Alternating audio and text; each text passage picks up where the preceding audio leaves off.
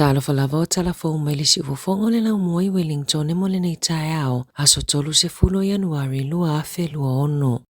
O le afia na fina whatau nui nai le wha moe a le si ufofonga le lau mua, ma ana uoma pa anga i Wellington na whaia lea i le hall a le e whakasai Cannons Creek. O le aunga o lea wha moe e whailoa ai atua i le au whainga luenga i ana uoma pa anga, ma wha asoai ini mata upu wha atatau i le au nanga a le Samoa Capital Radio. Na amatalia le wha moe i le tatalo, na tapena ina e le susunga i le awao, i asilia la e Simona Simon Tafa. So o ai male saunoanga wha apitoa a le fionga i le li ipule o le tio. A whamasanga te alu moresi, e wha asoai i polokalame ma le wha ngā solonga o ngā luenga a le siwofongo le lau mua i New Zealand. Na mawalewa noa e wha asoa mai ai le mamalu o le au fia, e whaailoa ai ni mata upu e whaatatau i le au nanga le leitio, ni polokalame e fia e whaafofonga ai, ma polokalame e mo mia o na whaaleleia, pe whaia i ai ni suinga, whapea polokalame tuai e manana o e toi au mai, na lawalunga le whaasoa le mamalo le atunuu, le tāua ia i lātou o polokalame o le soifua malo loina, a onga, tala lawalunga o vaiaso,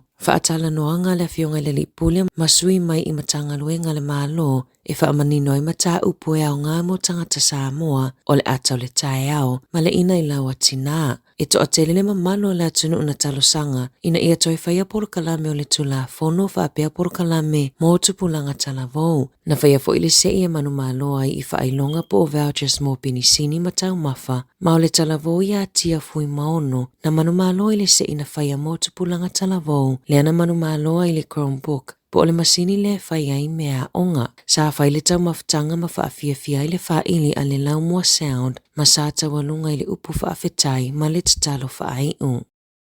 E silia ma le whaasifulu lima afe lau whainga o tangata ua saini i le talosanga ua fuafua tu ina atu le malo ina ia mawhaiona malanga mai ai i New Zealand atu moto le Pasifika e au noa mani visa. O le taimine yolo o mia e tangata mai moto le Pasifika o na talosanga ni visa pe a fiasi mai New Zealand e au fia i tutono le whangasolonga o le visa le whai o siaki o fōmai o tusi e langolango ai le talosanga wha maoninga o teunga tupe ma isi wha maunga. I tutono o lea talosanga o lo o talosanga ia tunu e ono mai le Pasifika ina ia tatau ia moto le Pasifika ma atunu e ono se fulu lea ua whaafai o na malanga mai o na tangata i New Zealand. Whaailoe a whaanai nungo le litio New Zealand o leo lo taula mua i le tuu whaatasinga o lea talosanga e whaapea e o atu i le tolu te sima le 2 piliona le au whainga o tangata o le lanolangi ua mawhaiona malanga mai New Zealand ma tuuina atu i ei visa i le malaiva alele pe atau nuu mai New Zealand. Ai o le se 10 miliona pe la loifo o tangata Pasifika le aile o maua lea avanoa. O lo o wala au anai ina ia whaatutusa le whainga o isi atunuu ma moto le Pasifika. Ele Italiane le minista o le ofisa whaipepa malanga New Zealand i se tusi atuai anai e winga i lea mata upu. O le aso se fulutasi o le masina fou ua fōfua e mamoli aloa i aile talosanga i le malo. Ma o lo o wala au anai i tangata Pasifika umai New Zealand ina ia auai i lea wha moe e wha amalo si ai le una inga o lea mata upu le malo. Ua fuafua le palemia Christopher Luxon e ono toi fo i Waitangi i le vai aso fou mo le whaamanatuina o le aso le Waitangi. Tanu mai le tausanga taluai lea sa le awai ai i lea wha moe. E le whaamaunia mai le ofisa le palemia pe awai Luxon i le pōwhiri i le aso 5 Februari po o le lotu i le waweao o le aso le Waitangi i te whare nanga. E ui o le aso ono i whaamanatua i le Waitangi Day, ai o le aso 5 e whaafiloa i aloa i aisui o le malo e auai i le aso. E tusama le toa lua se lau ta mama tina penisiona i New Zealand na afia le au whainga o ala tau penisiona i le vai aso nei, ona o se whaale tonu i masini teknolosi a le MSD. Whaailoa i le sui o le matanga luenga e whaapea o se sasi i masini ma le teknolosi na mafuai o na se sele whaangaioinga o peimeni mo nisi o le au penisiona i le vai aso nei, na tele ina afia i tangata e maua mai ala tau penisiona mai atunu ui fafo. E ui na whaamatai la i ti mea o ngā le whanau e tāpena moa o ngā peitai e tele a inga o lo whaalangolango i whesosoani maua mai tangata e whaatawa i peni a pia onga whaapea o fua onga o na o le tangata o le soifuanga E ia isi a o ngai New Zealand o lo mawhai o nau fo atu le fisosoani I a inga mo le tape nanga o whanau I a onga. Na ilo le checkpoints le lisi o mea onga mai a onga I se fulu I au kilani. O mea onga pito I taungo fie e maua le tamaititi vasenga tasi I le luas fulu ono tā la. I le luas e fulu ono tā la. E silia mari se lau tā la le tau o mea onga a le tamaititi vasenga se fulu lua e le tau lia I le masini po o se laptop. Faailoa le pule a onga ale kolisia porirua, a fai aile aini o fua onga ma mea onga a se tamaititi a onga, I le taimi ea e aile a onga, e ono le mawhaiona o atu isi tamaiti le a onga. Faailoa e Maxwell, e mawhaiona fisosoani le a onga e ave o fua onga I tamaiti, po oni o fua onga toi whaonga, a e tu ui aile awa noa e whaatawai nisi o fua onga, pea o le taimi e ngawhati ai e a inga le tau. E mawhai a inga e mawala lalo tupe maua o na talosanga mo fisosoani tupe mai le MSD pei tai, o na fisosoani tupe e te taona toi tongi tongi. O le tausanga talu ai e silia ma le tolu sifulu walu afe na tutongi ina atu I a inga na talosanga atu moni fisosoani tupe, tusalia ma le sefulu tasi miliona ta la lona taua o fai.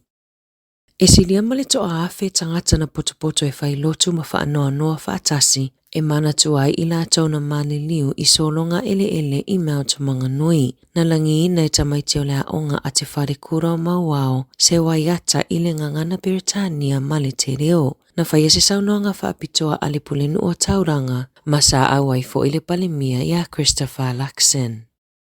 Ua wal au fo mai sinia I le soifo malolo I na New Zealand mo se tali mai, e whaamatala I le mafua anga o le motusi office o ta inga I masini te konolosi, I whale mai le pito I lungo o le motu I mātu. E se furulua I tū lao pepe masini mai le pōla solunu, hanga I mai le tai au ananafi. Na whaamaoni e le pulisili o le Health New Zealand, e tele whale mai le pito I lungo o le motu I mātu na pepe masini, e ia le te tai toke rau, wai te mata, au kilani, ma counties manukau. Ele I ato se masina taru leo sofa inga I masini a whale mai, le anangao I ai wha amau maungo tangata, matau mawhai ai ina I atutongi atu e New Zealand se tupe, ua wha se a fo mai, ona ole le mawhaiona maua wha amau maungo tangatanga se ngase o loo I masini, le mawhaiona maua wha amau maungo I toto, le mawhaiona whaiani awa noa, mo tangata e mo o miata o tonga, wha apea male le mawhaiona siaki o talaanga wha ale soifua malolo ina, o tangatanga se ngase, na o atu le whale mai le a taimi. Wha aniele sui o le pisa a,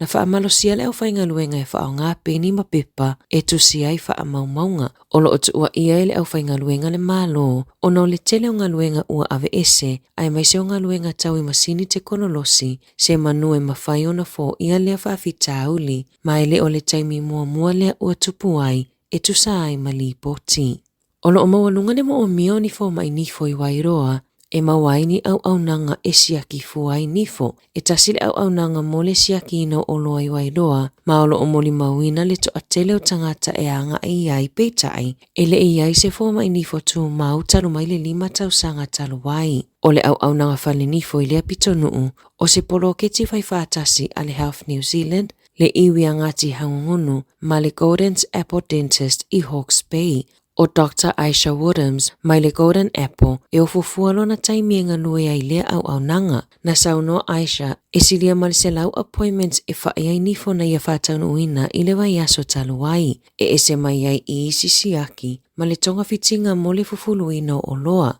Olo o ia moli mau I le toa tele o tangata e Wairoa, olo o whiangai ma mawhatianga I nifo, o isi ua fula fōlinga, ona ole tuai ona whai o tonga fitinga, o lea au nanga I le tutongia, ma o se fisosoani tele lea I tangata o lea pito nuu, olo o iei se tupe mai le paketi a le Health New Zealand, o a whaanga mo se polo kalame sikola sipi, e tutongi ai fo mai nifo, olo o nau Aisha, talo sia ai vaveo na talo sanga atu ni fo mai nifo, e fianga lulue I lea au nanga. Tala fo ia mai le si ufofonga o le lau mua, mo le nei vaenga o le tai